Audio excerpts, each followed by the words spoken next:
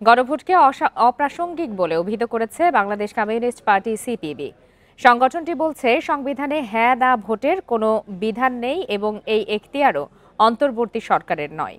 এদিকে ত্রয়োদশ সংসদ নির্বাচনে ৩০০ আসনেই প্রার্থী দেওয়ার প্রস্তুতি নিচ্ছে দলটি। বিজলি কেবলসের স্কিন কোটেড ইনসুলেশন আগুন প্রতিরোধী। বিজলি কেবলস, নিরাপদ আজীবন।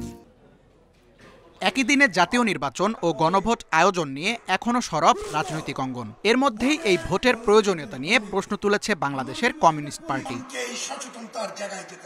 দলটির দাবি, সংবিধান সংশোধন বা পরিবর্তন নির্বাচিত সরকারের এখতিয়ার, অন্তর্বর্তী সরকারের নয়। সেই কারণে গণভোটের বিষয়ে তারা কোনো সমর্থন দেয়নি, এমনকি সংশ্লিষ্ট নথিতেও স্বাক্ষর করেনি সিপিবি। সংবিধানের সংস্কার আমরা চাই, আমরা সংস্কারের বিরুদ্ধে না, কিন্তু সেটা করতে হবে নির্বাচিত সংসদের মাধ্যমে। কিন্তু সংবিধানের কোনো পরিবর্তন করার ক্ষমতা বা সংস্কার করার ক্ষমতা এই অন্তর্বর্তী সরকারের নাই বা ঐক্যমত কমিশনের নাই। আমরা গণভোট সম্পর্কেও বলছি যে গণভোট অপ্রয়োজনীয়, কারণ আমাদের সংবিধানের কোথাও গণভোটের কোনো বিধান নাই। এদিকে আগামী নির্বাচনে ৩০০ আসনেই প্রতিদ্বন্দ্বিতা করতে চায় দলটি। ২৫ ডিসেম্বর সংবাদ সম্মেলনে ঘোষণা করা হবে পূর্ণাঙ্গ প্রার্থী তালিকা। তার আগে সংগঠনকে সক্রিয় করা এবং মাঠে রাজনৈতিক তৎপরতা আরও জোরদার করছে সিপিবি। ৩০০ আসনে নির্বাচন করব আমাদের জোট সঙ্গী যারা আছে তাদেরকে নিয়ে, বাম গণতান্ত্রিক জোট, এবং আমরা আগামী ২৯ তারিখ নতুন একটা জোট করছি, যেটা আমাদের আন্দোলনের জোট। প্রার্থী মনোনয়নে ১১ সদস্যের বোর্ড গঠন করেছে CPB. Tanvir Ahmed, independent news, Dhaka. এ বিষয়ে আলোচনা করতে এই মুহূর্তে রাজধানীর সেগুন বাগিচা থেকে আমাদের সাথে যোগ দিয়েছেন সিপিবির কেন্দ্রীয় কমিটির সম্পাদক রুহিন হোসেন প্রিন্স। জনাব রুহিন হোসেন প্রিন্স, আপনাকে স্বাগত জানাচ্ছি ইন্ডিপেন্ডেন্ট টেলিভিশনে। আপনার কাছে প্রথমে একটু জানতে চাই যে জাতীয় নির্বাচন এবং গণভোট নিয়ে এখনো রাজনৈতিক অঙ্গন সরব রয়েছে, সব রাজনৈতিক দলের পক্ষে বিপক্ষে কথা বলছে, কিন্তু গণভোটকে আপনারা অপ্রাসঙ্গিক বলছেন। এর পেছনে আপনাদের যুক্তি জানতে চাই। আচ্ছা, ধন্যবাদ আপনাকে। দেখুন, প্রথমত হচ্ছে গণভোট আপনি কি জন্য করবেন, এটা একটি প্রশ্ন। দ্বিতীয়ত হচ্ছে গণভোটের প্রয়োজনটা কেন। তৃতীয় হচ্ছে এর আইনগত পজিশন কি, এইগুলো বিবেচনা করতে হবে। তাহলে ছোট ছোট করে যদি দেখি, এখন আমাদের সংবিধানে গণভোট নাই, কিন্তু আমরা কমিউনিস্ট পার্টি মনে করি সংবিধানে গণভোটের বিধান আনা দরকার। তা সেটা আনতে গেলে আগামী পার্লামেন্টের মাধ্যমেই আনতে হবে, কারণ এটা ছাড়া কোনো পথ নেই। এটি গেল একটা কথা। দ্বিতীয়ত হচ্ছে এখন যে বিষয়গুলো গণভোটের কথা বলা হচ্ছে সে বিষয় কিন্তু সুনির্দিষ্ট না। অনেকগুলো বিষয় গণভোট অসম্ভব ব্যাপার। আর গণভোট এখন ধরুন আমি করলাম জোর জুলুম করে, কিন্তু গণভোটে যে সিদ্ধান্ত এলো তা কিন্তু আগামী সংসদ মানতে বাধ্য না। বরঞ্চ গণভোট কখন প্রয়োজন হবে? প্রয়োজন হবে আমরা যদি সংবিধানের কতগুলো সংস্কার করি, তার মধ্যে বিশেষ করে মৌলিক সংস্কার যেটা করার এখতিয়ার হচ্ছে আগামীতে জনগণের প্রত্যক্ষ ভোটে নির্বাচিত পার্লামেন্ট এটা যদি সেই সংস্কারের প্রস্তাব দেয়, তখন স্পিকারের স্বাক্ষর করার পরে প্রেসিডেন্টের কাছে যখন যাবে, তখন প্রয়োজনে গণভোট করতে হতে পারে। আমরা তখন গণভোটের পক্ষে, কিন্তু এই মুহূর্তে গণভোটকে আমরা অপ্রয়োজনীয় এবং অপ্রাসঙ্গিক মনে করছি। এটি গেল। আর সাধারণভাবে গণভোট হবে এমন একটি ঘোষণাও এরই মধ্যে দেওয়া হয়েছে।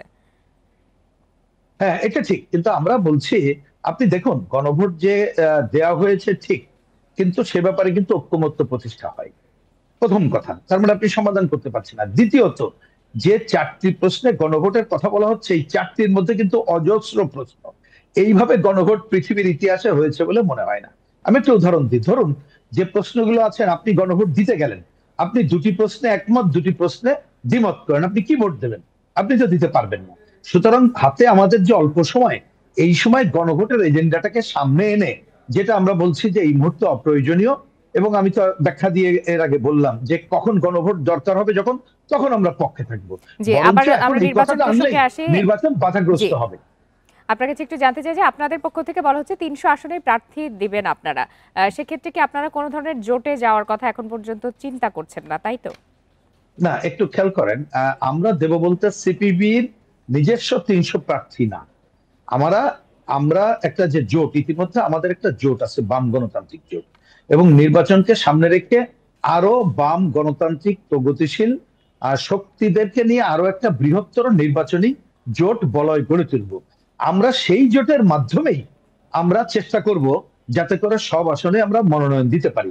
তার মানে এখানে বাম গণতান্ত্রিক জোট আছে, আমাদের ক্লোজলি আমরা কাজ করি, ফ্যাসিবাদ বিরোধী বাম জোট আছে, বাংলাদেশ জাসদ আছে। এর বাইরে অন্যান্য আরো যে বিভিন্ন শ্রেণী পেশার মানুষ আছে তাদেরকে নিয়ে আমরা এই প্রচেষ্টা চালাবো। আর আপনি যেটা জানতে চাইলেন, আমাদের দেশের প্রচলিত রাজনীতিতে যে জোটের গুলোকে চোখের সামনে দেখা যায় না, কমিউনিস্ট পার্টি এ ধরনের কোনো জোটে যাবে না, কারণ কমিউনিস্ট পার্টি নীতিনিষ্ঠ রাজনীতি করে, যার জন্য তাদের অন্যতম বক্তব্য হলো যে প্রচলিত ব্যবস্থার পরিবর্তন।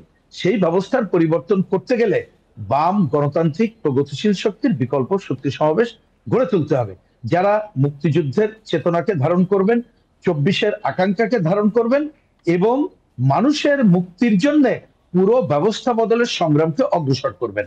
কারণ সেইটা ছাড়া আমরা মনে করি মানুষের মুক্তি নাই। সেই ধারায় আমরা অগ্রসর প্রচেষ্টা চালিয়ে যাচ্ছি। যদি ফেব্রুয়ারি মাসে নির্বাচন হয়, চূড়ান্ত সিদ্ধান্ত কবে নেবেন?